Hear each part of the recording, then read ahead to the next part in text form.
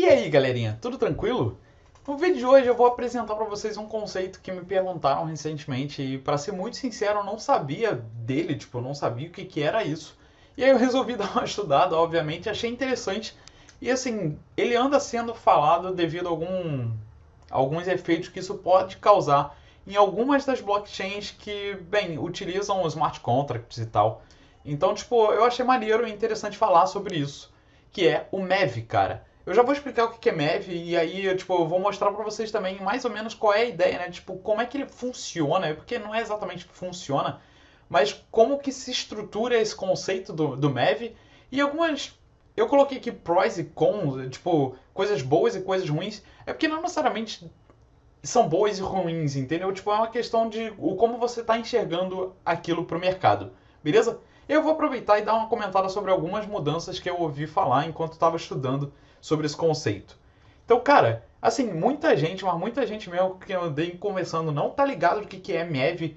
É um conceito que me parece meio underground dentro do mundo da blockchain, mas assim, ele é bem importante, beleza? Então, para começar, obviamente, vamos definir o que é MEV, cara. MEV é uma sigla que significa, a princípio, Miner Extractable Value, mas eu já vi também gente chamando de Maximum Extractable Value. E o que é exatamente isso, né, cara? Basicamente é o seguinte, eu coloquei aqui embaixo a definição, que é o valor em dinheiro, né, em reais, dólares e whatever, em criptomoedas, em que os mineradores e validadores, e aí lembra que minerador geralmente são as pessoas que constroem o bloco, como as pessoas que constroem os blocos são chamadas nos modelos onde a blockchain funciona com Proof of Work, e validador seria então quando o modelo é Proof of Stake ou algum outro tipo de mecanismo de consenso, beleza?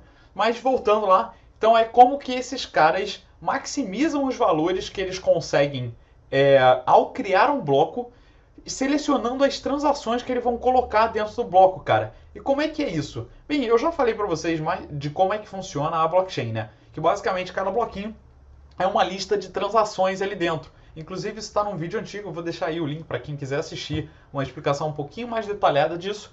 Mas aí, basicamente é o seguinte, cara, um validador ou um miner, né, um minerador, ele, na hora que ele vai construir um bloco, ele vai pegar um conjunto de transações e vai colocar lá dentro. Uma parada que é interessante, que eu não sabia até pouco tempo atrás, é que esses caras conseguem ordenar da maneira que eles querem as transações dentro daquele bloco.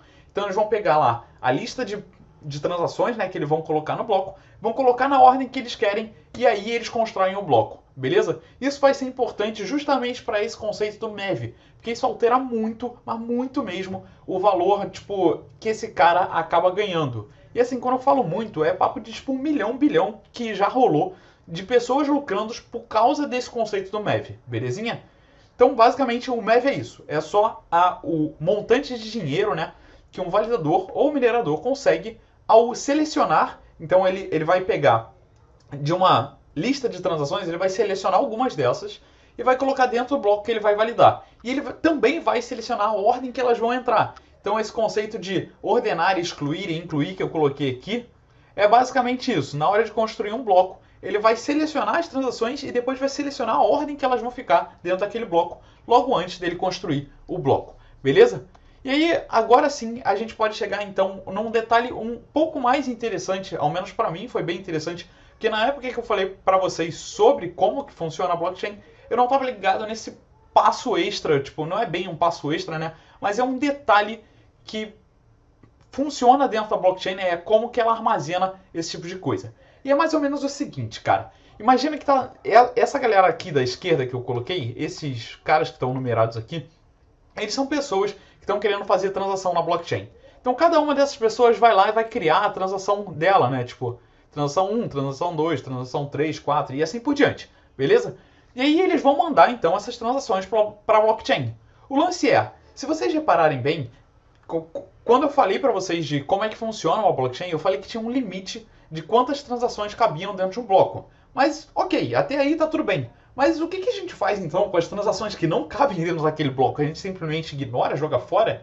Bem, a verdade é que não. O que a gente faz, como que funciona atualmente é, todas as transações que são mandadas para a blockchain, ou seja, todas essas transações daqui, elas são mandadas para a blockchain e a blockchain guarda elas no que a gente, hoje em dia, os desenvolvedores, a galera que trabalha com as blockchains, chama de mempool, que é basicamente, cara, um container de transações. Imagina que você pega um container gigantesco e joga todas as transações lá dentro de maneira desordenada, beleza? E aí cada uma dessas transações, ela tem um bid, né? Tipo, não só tem a taxa da rede, já falei para vocês que toda transação tem uma taxa, mas lembra também que eu comentei que você pode dar um valor extra, e esse valor extra é importante para o cara que vai formar o bloco, beleza?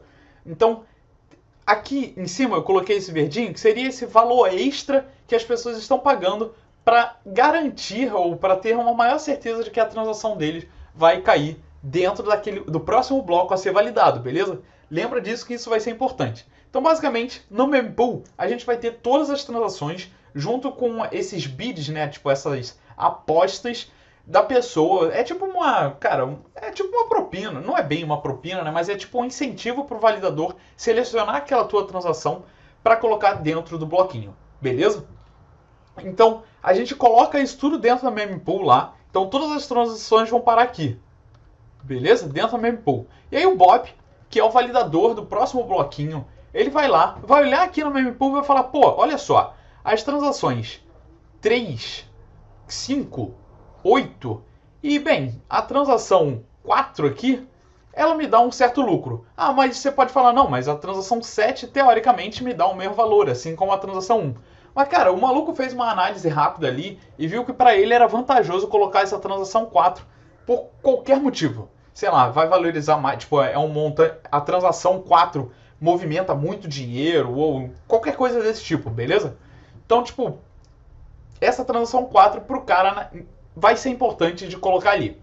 E aí ele selecionou então, vou até marcar de uma outra cor aqui, ele selecionou então essas transações aqui, né? 3, 4, 5 e 8. Aí ele vai lá e coloca tudo isso dentro do bloquinho. Agora ele pega essa lista de transações e ordena. Então essa ordem daqui que ele selecionou, primeiro a 3, depois a 4, depois a 8, depois a 5, é porque para ele era mais vantajoso ficar nessa ordem, porque isso de alguma maneira dá algum tipo de lucro para ele. E é aí que se baseia o conceito do MEV. Porque essa seleção daqui que ele fez, de justamente pegar os caras que estavam pagando maior incentivo, para ele era vantajoso, porque ele ganha todo esse incentivo.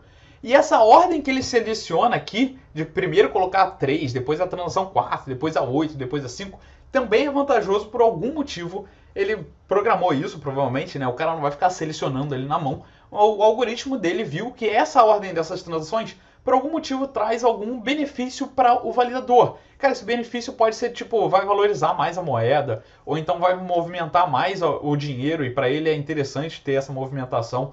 Por N motivos, ele pode selecionar essa ordem, beleza? E aí o Bob, então, ele selecionou de todo esse mempool daqui, cara, de tudo isso daqui, ele foi lá e selecionou essas 4. Vamos supor aqui que dentro de um bloco, no nosso exemplo, só cabem 4 transações, beleza? Então, esse daqui vai ser o próximo bloco de transações a serem validadas pelo Bob. E aí, obviamente, né, isso provavelmente vai ser o próximo bloco da blockchain. Cara, por enquanto, isso é ok, né? Tipo, o Bob ganhou algum dinheiro e isso aparentemente não tem nenhum problema. Eu concordo com vocês até aí, eu acho até isso razoavelmente interessante. Inclusive, a gente vai ver mais pra frente que tem uma certa vantagem nesse lance, tipo, nesse conceito do MEV, né? Do cara poder selecionar as transações que ele vai colocar lá dentro. E justamente selecionar esse lance também baseado no lucro, né? No lucro não, nesse incentivo. Que, cara, pra ele foi benéfico. E aparentemente a gente não fez nada de errado, né? Tipo, a gente não prejudicou ninguém. O lance é, cara, o primeiro contra que eu já colocaria aqui é que, bem, não é verdade que ninguém sai prejudicado. Essas pessoas aqui que acabam tendo um incentivo menor, elas podem ter, tipo, a transação dela travada lá há muito tempo, ou até mesmo rejeitada. Então essas pessoas, tipo, que antes elas conseguiriam, se a gente comparar com o sistema financeiro hoje, chegar num banco e fazer uma transação, não importa que é R$ 1, tipo, o incentivo dela pro banco é pequeno, ela vai ter a transação dela realizada. E aqui talvez ela tenha que esperar muito tempo, ou até mesmo ela não consiga realizar. Então aí já vem um dos problemas do MEV, né, que seria justamente essa seleção dos validadores, porque eles vão começar a ignorar essas transações que não dão muito benefício para ele, beleza? E aí, logo antes de eu seguir com outras, agora sim eu pretendo falar para vocês de vantagens e desvantagens do MEV, já que agora faz um certo sentido como é que ele funciona. Antes de falar disso, eu na real quero apresentar rapidinho para vocês um conceito que eu ainda não sei explicar muito bem, por isso eu ainda não fiz um vídeo sobre isso, que é justamente o conceito de arbitragem. Mano, arbitragem é basicamente o seguinte, tá? É até mais ou menos aonde eu entendo. A arbitragem funciona da seguinte maneira. Imagina que aqui a gente tem a corretora 1, tá? Corretora 1. E aqui a gente tem a corretora, que eu não vou escrever, corretora 2. Na corretora 1, ela hoje está vendendo Bitcoin por $100 cada, beleza? E aí você fala, ok, até aí tá tranquilo. Só que quando você olha na corretora 2, você vê, ué, a corretora 2 está vendendo um Bitcoin, exatamente um Bitcoin, assim como a corretora 1, está vendendo a R$110. Pô, não faz muito sentido. Ou melhor, pode fazer sentido. Só que aí o que você faz, cara? Você tem acesso às duas corretoras. Então, basicamente, o que você vai fazer é o seguinte. Você vai comprar o máximo de Bitcoin que você conseguir aqui, né? Vai comprar muito Bitcoin, assim. Largou um dinheiro ali e comprou Bitcoin. E aí, digamos que você comprou 10 Bitcoins aqui. Aí o que você vai fazer agora? Mano, você não quer ficar com os 10 Bitcoins, você quer lucrar em cima disso, né? Então você vai vir aqui na corretora 2 e vai vender esses 10 Bitcoins para a corretora 2. Por quê? Porque, cara, para cada Bitcoin que você está vendendo aqui, você meio que está lucrando, né, $10. Então, no final dessa transação toda, tu acabou de lucrar $100 sem fazer esforço, sem risco, mano. Você viu de um lado, falou, um Bitcoin, $100. Beleza, compra aqui. Do outro lado, um Bitcoin, $110. Beleza, você vende ali e você acabou de ganhar $100 do nada. Beleza? Maravilhoso, muito bom. E aí, o que acaba acontecendo quando você começa a fazer esse tipo de coisa? Mano, quando você tira Bitcoin daqui, você remove da corretora 1 X Bitcoins e você adiciona aqui o mesmo X Bitcoins, basicamente o que a gente está fazendo é, o valor do Bitcoin aqui vai subir um pouquinho. Então, sei lá, ele vai passar a ser $102. E o valor daqui vai começar a cair. Então ele vai ser, sei lá, $105. Por que vai ter essa variação no preço? Bem, basicamente, por uma questão de lei de oferta e procura. Aqui antes tinha muito Bitcoin, então ele valia menos em relação ao dólar. Como aqui o Bitcoin era mais escasso na corretora 2, cada Bitcoin acabava valendo um pouquinho mais do que na corretora 1. Só que quando você faz essa movimentação de volume aqui do Bitcoin, você está tentando meio que equilibrar as duas corretoras. E isso é bem interessante, assim. Isso é uma parada até muito positiva, porque isso meio que equilibra o mercado como um todo. Na média, o Bitcoin no final do dia vai acabar tendo o mesmo valor em todas as corretoras. E aí você não vai ter que ficar se preocupando, na hora que eu quiser comprar um Bitcoin, em qual corretora que eu vou comprar? Cara, você não vai precisar muito se preocupar com isso. E aí a gente meio que mantém o valor do Bitcoin razoavelmente estável, beleza? Então isso é bem saudável, inclusive, para o mercado, tá? A arbitragem é good, a princípio. E olha lá, você saiu ganhando, o mercado saiu ganhando, e as corretoras no final, cara, não perderam nada, né? Tipo, elas só realizaram a transação, elas ainda saíram ganhando, porque você provavelmente pagou alguma taxa para elas para poder fazer essa compra e essa venda, beleza? Então todo mundo sai ganhando no caso da arbitragem. Agora que a gente já tem uma noção do que é arbitragem, imagina o seguinte, imagina que o nosso Player 3 aqui, ele viu uma oportunidade dessa de arbitragem e ele vira para a blockchain e fala, cara, eu quero fazer uma transação que pega X Bitcoins desse lado, né, da corretora 1, e joga esse mesmo X Bitcoins e o vendo para a corretora 2.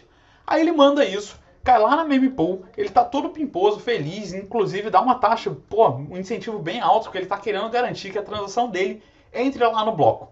E aí o Bob, o nosso minerador, malandrão, que tem a capacidade do MEV, né, a capacidade de selecionar e ordenar as transações do jeito que ele quer, ele olha, antes de selecionar essa transação, de selecionar as transações, ele olha as transações daqui e fala, cara, essa transação 3 daqui é razoavelmente interessante. Por quê? Porque o cara está lucrando usando uma operação de arbitragem.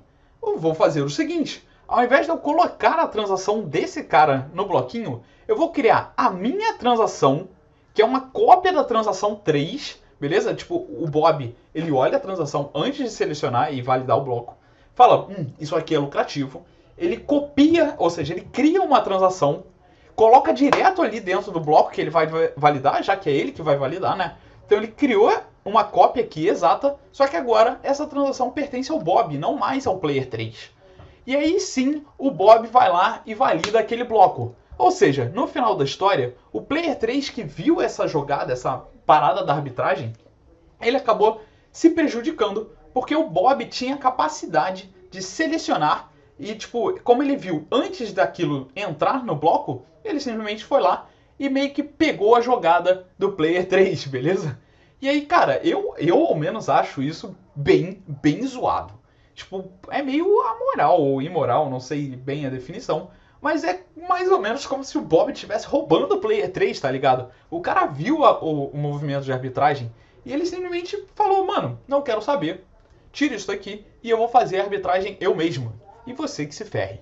E aí, cara, essa transação daqui do Player 3 nunca vai ser aprovada. Ou então vai ser aprovada, só que ele acaba lucrando menos. Mas eu falei que ela nunca vai ser aprovada, porque imagina que o Bob faz isso, e aí ele meio que já equilibrou o mercado, né? Então não faz mais sentido a transação do Player 3. E aí simplesmente as pessoas... Tipo, o Player 3 vai cancelar aquela transação porque ela não faz mais sentido, entendeu? Tipo, ele vai ver isso aqui, aí isso aqui vai equilibrar o mercado, e aí o Player 3... Nosso Player 3 vai olhar lá e vai falar, cara, já equilibraram o mercado, cancela essa aqui, cancela essa transação, por favor. E aí ela é removida da mempool e pronto, está resolvido. O Player 3 não perdeu dinheiro, obviamente, mas ele deixou de ter um lucro de uma parada que ele viu, saca? Então eu acho meio injusto essa parada. Outro lance que é razoavelmente chato também é que como os validadores eles selecionam baseado na quantidade de dinheiro que eles ganham e geralmente baseado nesses incentivos aqui que as transações estão dando, o que acaba causando no final do dia é que, como as pessoas agora vão começar a disputar de colocar cada vez mais incentivo, mesmo que seja para valor de arbitragem. Tipo, imagina que o Player 3 e o Player 1 viram o mesmo esquema de arbitragem, beleza? Os dois viram ao mesmo tempo lá, são bots, né? Imagina que não são pessoas, são bots. Aí os caras pegaram o mesmo bot, viu ao mesmo tempo, foi lá e mandou as duas transações. Aí, pô, o cara da transação 1, digamos que ele não tivesse mandado isso aqui, né? Ele só mandou, tipo, incentivo $2. E o Player 3 mandou 3 dólares. Aí o cara do Player 1 vira e fala, pô, eu consigo lucrar mais do que $2, né? Tipo, mais do que $3. Eu vou lucrar $100 nisso. Beleza, vou aumentar minha aposta então para $10. E aí ele passa a dar um incentivo de $10 aqui. Aí esse cara vira e faz a mesma coisa e fala, vou dar $50. E eles chegam ali até o limite em que vale a pena lucrar ou não nessa situação de arbitragem. E vocês podem falar, e aí tudo bem, no final quem sai ganhando é o validador ou o minerador. O problema disso é que como a maioria das transações vão ser selecionadas baseado nesses bids que começaram a ficar muito alto, isso causa um certo fluxo dentro da blockchain, um trânsito de transações que tipo, congestiona mesmo a rede, saca? Tipo, começa a tornar ela um pouco mais lenta por causa desse volume bizarro de transações sendo criadas e canceladas e tal. E outra parada também é que isso acaba aumentando o preço das taxas que as pessoas vão precisar pagar para justamente ter as transações dela executadas, né? Que senão vai ficar aqui, ó, que nem a transação do Player 2, que vai ficar lá eternamente, porque ele deu muito pouco dinheiro de incentivo, ninguém nunca vai validar a transação dele, e ele vai ficar lá, ó, eternamente esperando algum bom samaritano, digamos assim, pegar a transação dele e colocar dentro de um bloquinho para pegar ali aquele pequeno incentivo. Beleza? Então já tem aí outro problema. Então, ó, tem o problema da arbitragem, né? Que o Bob pode meio que roubar a transação de arbitragem de alguém. Tem esse problema do congestionamento e do aumento de taxas. E, cara, outra parada também que pode acontecer é o seguinte. Isso eu tô mostrando para vocês só problemas que acontecem hoje em dia por causa do MEV, tá? Tipo, como eu falei, o MEV ele é interessante porque como ele cria uma disputa dentro da blockchain como um todo, ele meio que acaba equilibrando um pouco mais o mercado, de maneira que as pessoas, tipo, vão tentar manter uma taxa fixa ali de incentivo para tentar, tipo, sei lá, ter a transação dela validada, beleza? Mas assim, para mim tem tantos problemas que isso está causando hoje em dia um alvoroço, inclusive dentro da Ethereum, tá? A Ethereum tem esse lance do MEV, ela deixa todas essas transações públicas para todo mundo que tem algum nó ali e consegue enxergar as transações antes delas serem validadas. E aí tem todos esses problemas, beleza? Então o próximo problema que eu vou apresentar aqui para vocês do MEV seria um problema do seguinte. Imagina a mesma situação, né? Várias pessoas criaram lá, criaram as suas transações, jogaram dentro do mempool aqui, e aí agora o Bob, que vai validar as transações, olha e fala, mano, essa transação aqui, ó, do Player 4, ela nem me dá tanto incentivo assim, mas ela movimenta uma quantidade de dinheiro, tipo uma quantidade de criptomoeda tão grande que ela vai influenciar no valor da moeda. Ou ela vai injetar muita... Desculpa. Ou ela vai injetar muita moeda no mercado, né? E vai fazer o preço dessa moeda cair, ao menos temporariamente. Ou ela vai comprar, então vai retirar muito do mercado, essa pessoa vai comprar muito, retirar do mercado e aí vai fazer o preço dessa transação, dessa criptomoeda subir. E aí o que o Bob faz? Mano, eu não vou pegar a transação 3, nem a transação 5, porque, cara, o que eu vou fazer é o seguinte. Esse cara daqui, por mais que ele me dê um incentivo pequeno, ele vai movimentar muito dinheiro. Então ele vai, tipo, ele vai criar uma volatilidade. Não é volatilidade, ele vai criar uma diferença mesmo no preço da moeda dentro dessa transação, assim que executar essa transação. Então o que o Bob faz? Ele pega lá o bloco que ele ia criar, né, que é esse bloco daqui, descarta ele e faz o seguinte, ele cria uma transação antes da transação 4, né, que vai movimentar muito. Então digamos que aqui o Bob está comprando, sei lá, Bitcoin. Então ele comprou Bitcoin, tá? Compra de Bitcoin. Esse cara daqui também vai comprar Bitcoin, só que ele vai comprar tipo muitão. Então vai comprar um valor bizarro. Compra Bitcoin também, beleza? E aí o que isso vai fazer? Isso daqui vai fazer o preço do Bitcoin dar um up. E aí o Bob que comprou antes aqui, ele comprou o máximo que ele conseguiu também. Aí o Bob comprou, executou essa aqui, e aqui o Bob vai colocar uma outra transação de venda de Bitcoin. E aí vocês falam, ah mano, até aí tá tranquilo. Mas qual é o lance? Como nessa transação daqui, do Player 4, o preço da moeda variou muito, ele subiu muito, o Bob acaba lucrando com essa jogada daqui de comprar antes do cara e vender logo depois do cara. E ele coloca essa ordem, entendeu? Talvez o cara da transação 8 tivesse esse lucro. Mas como é o Bob que ordena as transações ali dentro do bloco, ele simplesmente fala, mano, eu vou sanduichar, né? Tipo, a ideia disso, se eu não me engano, é front running, tá? Ou back running, eu não lembro agora qual é a definição disso. Mas isso é um tipo de jogada mesmo que existe, onde a pessoa compra logo antes de uma transação de outra pessoa, né? Ele vê uma transação que vai acontecer, que é gigante. Aí ele compra antes ou vende antes, aí depende da situação. Compra antes, deixa essa transação executar e logo em seguida ele desfaz o que ele fez inicialmente. Então se ele comprou antes aqui, ele vende logo depois dessa transação gigante. Se ele vendeu aqui, ele compra logo depois, beleza? Justamente para ele poder lucrar na diferença em que essa transação do meio que ele está sanduichando está causando na moeda. Tipo, é uma transação de volume muito alto, então ele sabe que isso vai causar uma diferença, cara. É realmente um salto no valor da moeda, justamente por causa da lei da oferta e da procura, e aí ele meio que sanduicha isso e acaba lucrando. Assim, a priori, eu não consigo enxergar muito dano causado no mercado por causa disso, tá? Mas o que é chato é que o mano acabou de descartar duas transações que eram super ok de serem validadas, justamente porque ele viu uma oportunidade ali de lucrar. Então ele meio que está se colocando como prioridade ao invés de validar as transações que estão sendo criadas lá normalmente dentro da rede, justamente porque ele viu uma maneira dele ganhar dinheiro em cima de alguém, beleza? Então, cara, basicamente é isso. Isso pode sim ser problemático, né? Ele está descartando transações que seriam a priori validadas, colocadas dentro do bloco, simplesmente porque ele está querendo lucrar, beleza? Cara, eu vou parar por aqui de falar mal do MEV, até mesmo porque eu acho que não é bem a ideia. A minha ideia era mais apresentar para vocês o que ele é e mais ou menos alguns malefícios que ele tem causado, por que isso tem causado, inclusive, alvoroço nas redes que permitem esse tipo de coisa, beleza? Permitem o MEV. E aí, quando eu digo permitem o MEV, justamente eu vou falar agora de algumas mudanças que os desenvolvedores têm pensado e têm sugerido para justamente tirar o MEV, tirar esses comportamentos que sejam meio, ou ilegais, ou imorais, ou, simplesmente estejam causando transtorno dentro da rede.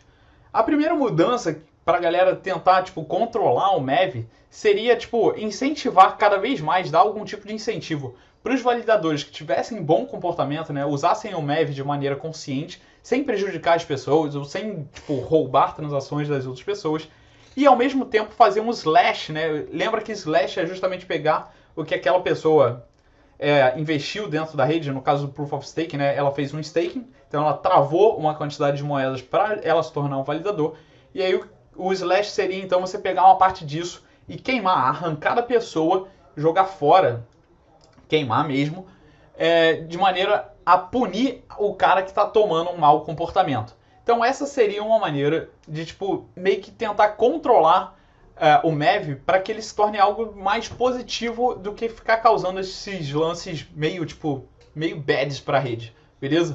Assim, esse lance, né, causa desconfiança das pessoas. Elas podem acabar não usando aquela rede justamente por causa do MEV, mas aí é meio que de cada um, beleza? Bem, anyway, voltando aqui, essa seria uma primeira sugestão de mudança para controlar o MEV. A segunda sugestão de mudança, que para mim é a mais interessante, é o de encriptar as transações na mempool, cara. Basicamente, ao invés do cara saber quais são o que a transação está fazendo, né? Tipo, ele está comprando 1 milhão de bitcoins, ou ele está vendendo 100 mil bitcoins, ou esse cara daqui está fazendo uma jogada de arbitragem. O que ele vai ver, na verdade, são um monte de transações encriptadas, ou seja, ele não vai saber exatamente o que está acontecendo ali. Então ele vai selecionar, sei lá, ou baseado só no bid, né, naquele tipo de incentivo, ou nem o bid ele vai enxergar, ele vai selecionar aleatoriamente, vai colocar lá dentro do bloco dele, e aí, mano, aí torna o sistema da rede um pouco mais igualitário, porque o cara que tá dando um pouco incentivo, ele tá dando um pouco incentivo, mas assim, ele tá dando incentivo também, ele também merece ter a transação dele validada. E no final da história, o cara que validou o bloco, ele já tá ganhando esse dinheiro, tipo, não só daquela, tipo, da moeda da rede criada, né, como eu expliquei para vocês lá no vídeo da blockchain, como ele também lucra todos esses incentivos, não importa se é grande ou pequeno, no final ele está ganhando esse dinheiro, beleza? Então, encriptar as transações na mempool seria interessante porque tornaria mais igualitário esse lance do, cara, ele não vai mais roubar transação de ninguém, ou ele não vai ficar dando essa sanduichada em ninguém. Ele simplesmente vai pegar as transações, vai colocar lá dentro da rede, vai colocar na ordem que ele quer, tá tudo bem, mas ele não vai fazer muitas jogadas em cima disso. Ou então a gente deixa ele ver esse incentivo e ele vai selecionar baseado no incentivo, vai colocar na ordem lá que ele acha que deve e vai fechar o bloco sem prejudicar ninguém a priori, beleza? Outra parada que seria interessante também, e aí muita gente não sabe disso, é que quando você cria uma transação, mesmo que ela não seja executada, ou seja, que ela dê fail, falha, né? Você acaba pagando o gas fee. Gas fee seria só esse lance, tipo, a taxa da rede para tu criar uma transação, beleza? E aí, assim, isso é meio bad, porque imagina aqueles caras que deram um pouco incentivo. Eles já deram um pouco incentivo, mas eles ainda, tipo, o incentivo acaba voltando para eles, né? Porque a transação deles falhou. Mas a taxa de criação dessa transação, eles gastaram. Eles simplesmente gastaram, não tiveram aprovação, porque os caras estão usando o MEV lá para lucrar cada vez mais e estão ignorando a galera que deu um pouco incentivo. Então é meio chato isso. Então a maneira de tentar ao menos parar de prejudicar essas pessoas que não têm as transações validadas é justamente de só cobrar a FII uma vez que a transação foi executada com sucesso, ou seja, chegou no status de sucesso, ou seja, a transação realmente ocorreu, né, foi validada dentro do bloco, já está registrada lá, aí sim a pessoa vai lá e vai pagar essa gas fee, beleza? E uma parada que hoje em dia tem sido usada um pouco para contornar esse problema do MEV, né, dos caras que ficam esperando eternamente, ou então que não querem ter suas transações de arbitragem, coisas do tipo roubadas, eles simplesmente vão direto fazer algum tipo de acordo ou pagam algum tipo de empresa que tenham nós privados, ou seja, são validadores, mas não são públicos, tipo, não está espalhado pelo mundo aí, o cara faz o que bem entender. É como se fossem empresas que trabalham com isso, né, com validação de transações e tal, e eles têm os nós deles, aí você paga para essa empresa e você vai direto nele, tipo, você vira e fala, cara, olha só, essa aqui é a minha transação. E aí, quando aquela empresa for construir um bloquinho, ela vai pegar a tua transação, vai colocar dentro do bloco e vai seguir direto. Então você meio que consegue contornar esse problema do MEV de validadores públicos, ou mineradores públicos, né? Então, basicamente é isso. Essas são mudanças. No caso, esse último daqui nem é mudança, é mais uma curiosidade ou uma maneira de contornar que tem sido utilizada atualmente. Mas outros realmente são, tipo, sugestões de mudanças que a galera tá querendo fazer, por exemplo, na Ethereum. E, cara, de verdade, para mim, essa daqui, ó, é top. É 10 de 10 ou 9 de 10, sei lá. Eu ainda não vi nenhum malefício de fazer isso. Mas esse lance de encriptar as transações na pool, para mim, torna bem mais igualitário esse sistema de, tipo, o cara poder selecionar as transações que ele quer colocar ali dentro e ordenar também, que ele para ao menos de roubar essas transações de outras pessoas que viram uma oportunidade boa antes. Beleza? É isso que eu queria falar para vocês de MEV. Beleza? Então, valeu, falou e até o próximo vídeo.